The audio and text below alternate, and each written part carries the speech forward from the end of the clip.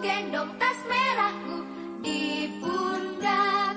Selamat pagi semua, ku nantikan dirimu di depan kelasmu, menantikan kami. Guruku tersayang, guru tercinta, tanpamu apa jadinya aku? Tak bisa baca tulis, mengerti banyak hal, guruku terima kasihku. Assalamualaikum warahmatullahi wabarakatuh. Kali ini bertemu kembali dengan saya, Dani, calon guru penggerak Angkatan 8 dari SDN Pantai Bahagia 02, Kecamatan Muara Gembong, Kabupaten Bekasi. Pada kesempatan kali ini, saya akan berbincang-bincang dengan kepala sekolah terkait dengan pengambilan keputusan yang mengandung dilema etika atau bujukan moral. Dan sudah bersama saya Kepala Sekolah SDN Pantai Bahagia 02, yaitu Bapak Haji Abdul Muin. Selamat pagi Pak Haji. Selamat pagi. Ya, mohon maaf mengganggu waktunya sebentar. Ada beberapa hal yang ingin saya tanyakan terkait dengan pengambilan keputusan yang sudah Pak Haji lakukan di sekolah ini. Yang pertama, bagaimana Bapak dapat mengidentifikasi kasus-kasus yang merupakan dilema etika atau bujukan moral? Ya, terima kasih sebelumnya ya Pak Dani, kaitan dengan apa yang selama ini berjalan. Dalam kehidupan ini memang kita nggak lepas daripada permasalahan. Selalu, sering. Nah ini tentu saja kita harus mempunyai niatan untuk memilih. Karena bagaimanapun juga kadang ada dua kepentingan yang sama, nilai juga baik dua-duanya, tetapi tidak bisa dilaksanakan dalam waktu yang bersama. Nah, kaitan dengan itu, kasus yang pada ditanyakan tadi, bagaimana cara mengidentifikasi kasus-kasus. Kalau kebetulan sama pentingnya, sama baiknya, tetapi harus memilih. Nah ini saya melakukan ini untuk menjawabnya dengan cara lihat dulu permasalahannya ya. Masalah mana nih yang lebih penting? Atau kalau dua-duanya penting, bagaimana cara kita supaya enggak berbenturan langsung? Di sekolah kita juga kasus begini ya, mungkin bahkan sekarang ada yang terjadi. Salah satu pegawai kita, dia betul orangnya disiplin, komitmennya tinggi, tetapi keadaan terkadang membuat dirinya terhambat dengan keadaan itu. Secara ekonomi terkadang membuat dia jadi telat Pak datang ke sekolah, bukan sengaja sebenarnya. Gitu. Tetapi kan memang keadaan. Nah dalam kasus seperti ini tentunya kita harus bisa memandang dari banyak sisi ya, supaya bisa berjalan dengan dua-duanya bisa berjalan dengan bagus gitu. Ya, baik, berarti ada dua kepentingan yang sama Pak Haji ya. Ya. Kemudian pastikan kepentingan yang diambil itu yang mengandung nilai-nilai kebajikan. Ya. Artinya walaupun kepentingannya sama-sama benar, tapi kita harus memperhatikan nilai-nilai kebajikan. Ya. Artinya nilai-nilai kebajikan itu mana yang kita dahulukan? Apakah kepentingan secara pribadi dia ataukah kepentingan secara lembaga? Pasti ada salah satu yang didahulukan. Nah, bagaimana trik atau cara menjalankan pengambilan keputusan supaya keputusan yang diambil itu benar-benar mengandung nilai-nilai kebajikan?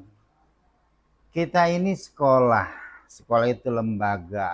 Karena lembaga ini maka terdiri atas beberapa personil. Tidak bisa tuh saya sebagai pimpinan di sini bekerja sendiri. Tentunya ada dukungan dari pihak-pihak lain. Dalam hal ini rekan guru, kemudian komite. Ya. Nah ini karena kita lembaga yang nanti begitu kita akan ambil keputusan ini, setelah diputuskan itu berdampak pada semua Pak. Oleh karenanya jangan mau ambil resiko.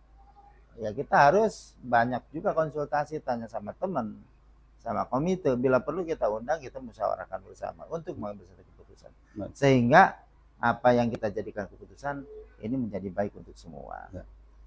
Berarti intinya dalam pengambilan keputusan itu Pak Haji selalu berkolaborasi dengan stakeholder yang ada di sekolah ini. Iya. Dalam hal ini seperti komite, wali murid, guru-guru, dan juga warga sekolah yang lainnya. Baik Pak Haji, saya lanjutkan. Kemudian langkah-langkah atau prosedur seperti apa yang biasanya Pak Haji lakukan dalam pengambilan keputusan ini? Kembali lagi kepada lembaga ya. Lembaga ini merupakan tanggung jawab bersama. Sehingga apa yang kita lakukan ini juga harus dikerjakan bersama. Melalui apa itu kita? Ya tentunya musyawarah. Musyawarah dengan teman-teman ya yang tadi itu, guru, komite, orang tua murid. Sehingga apapun hasilnya menjadi tanggung jawab bersama. Begitu yang saya lakukan. Berarti intinya melakukan musyawarah Pak Haji ya? Iya. Kemudian selanjutnya, hal-hal apa saja yang selama ini Pak Haji anggap efektif dalam pengambilan keputusan pada kasus dilema etika? Artinya keputusan yang Pak Haji itu sudah merupakan keputusan yang efektif dalam menyelesaikan kasus yang mengandung dilema etika. Seperti apa Pak Haji? Tergantung kasusnya ya. Kita lihat, kita ukur skala prioritasnya. Mana yang utama? Yang utama tentunya kita utamakan, kita dahulukan. Adapun yang sifatnya kurang penting ya tentunya kita kemudian kita lakukan keputusan selanjutnya berikutnya. Jadi kita lihat dulu, kita pelajari dulu permasalahan ini. Utama enggak nih? Tingkat urgensinya tentu saja harus kita lihat. Dari situ baru kita lihat buat apa juga kita lakukan apa istilahnya pengambilan keputusan kalau memang dipandang ini terlalu permasalahannya nggak terlalu berat gitu. Baik, intinya jadi ada skala prioritas Pak Haji ya. Jadi diutamakan yang lebih penting atau lebih utama. Kemudian dalam pengambilan keputusan sudah pasti ada tantangan-tantangan karena biasanya dalam pengambilan keputusan dilema etika ini benar melawan benar ya, artinya yang satu benar, yang ini juga benar. Nah, tantangan apa yang Pak Haji rasakan dalam pengambilan keputusan seperti itu? Waduh, bingung kadang ya. Dua-duanya benar, dua-duanya perlu. Ini jelas menantang, menguras pikiran. Nah, bagaimanapun juga, kalau kita akan ambil keputusan melihat permasalahannya pertama kita lihat. Kemudian nanti dampaknya ya kita pertimbangkan itu. Kalau saya ambil keputusan ini kira-kira nanti dampaknya positif atau negatif nih. Menambah lebih bagus atau malah sebaliknya. Nah, jadi antara dampak dengan resiko harus kita timbang, Pak. Jangan sampai demi keputusan ini kita abaikan itu namanya risiko, ini juga jadi malah bagus. Sehingga tantangan kita benar-benar menimbang dampaknya seperti apa, akibatnya nanti seperti apa. Ya, baik, tantangannya berarti itu dampaknya Pak Haji ya.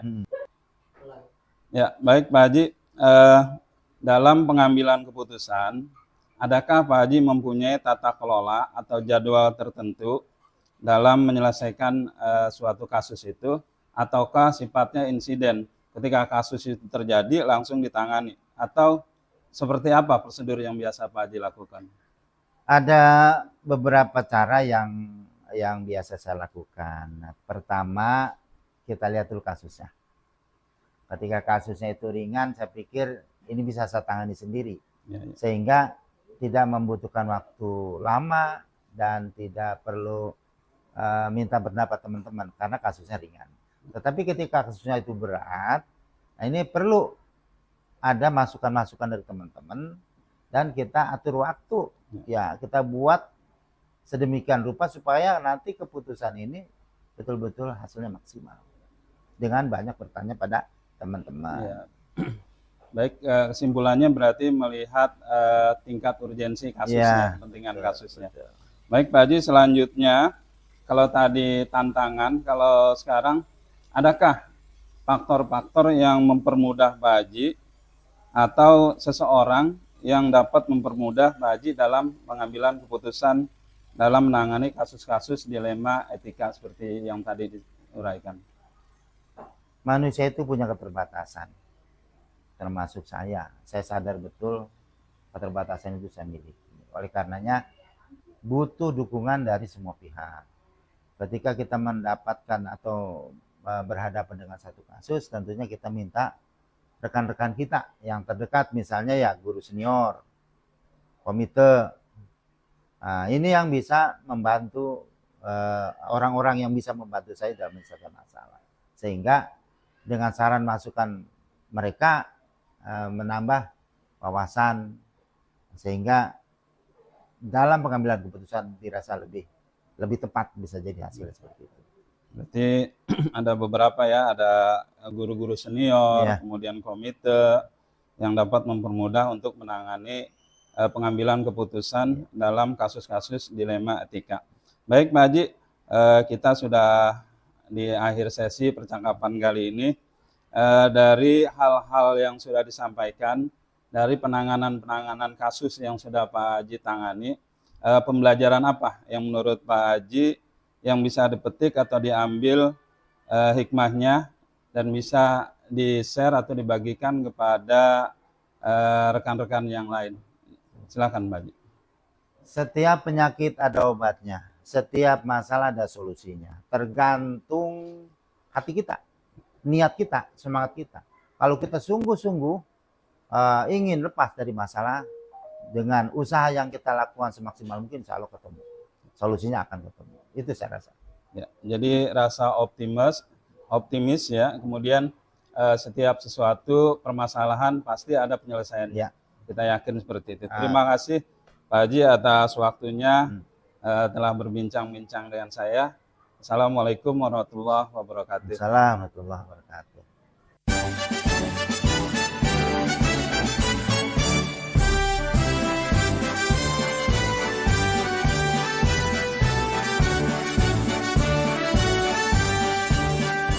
Bulatkan tekad, kuatkan hati, negeri ini memanggilmu kawan.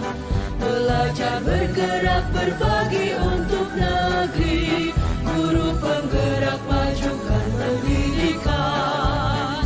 Guru penggerak menghamba pada murid, kreatif rancang pembelajaran. Hargai potensi, tingkatkan prestasi, lahirkan profil pelajar Pancasila.